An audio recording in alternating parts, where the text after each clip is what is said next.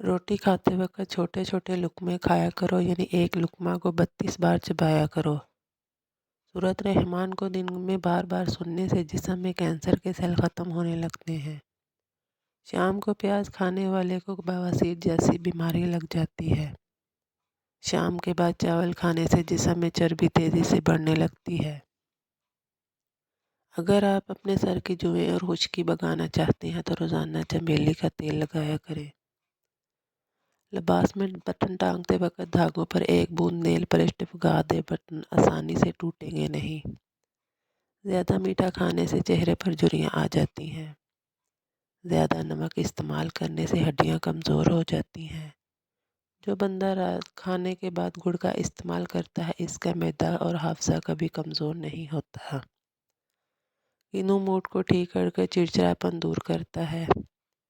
جن کے ہاتھ پاؤں سن ہو جاتے ہیں وہ اپنے ہاتھ کے ناخنوں پر مٹی کا تیل لگایا کرے، پھر ایک قطرہ ناخن پر ڈال کے مسل دے، اس سے ہاتھ سن ہونا بند ہو جائیں گے۔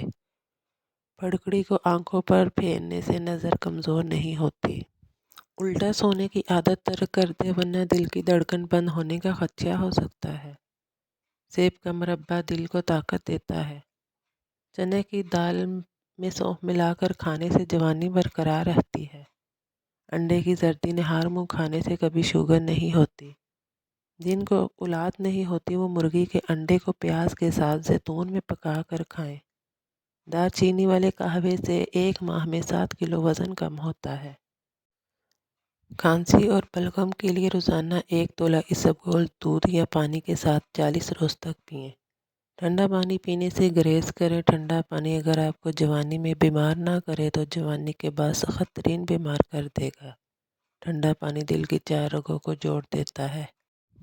اگر آواز بیٹھ جائے تو گڑ ڈال کر چاول پکائیں، رات کو پیٹ بھر کر کھائیں۔ تھوڑی دیر بعد گرم پانی کے 2-3 گھونٹ پی لیں۔ سرکہ اور عرق گلاب کو ملا کر پانی میں ڈالیں اور پٹیاں پانی میں بھگو کر سر پر رکھیں، بخار کی شدت کم ہو جائے گی۔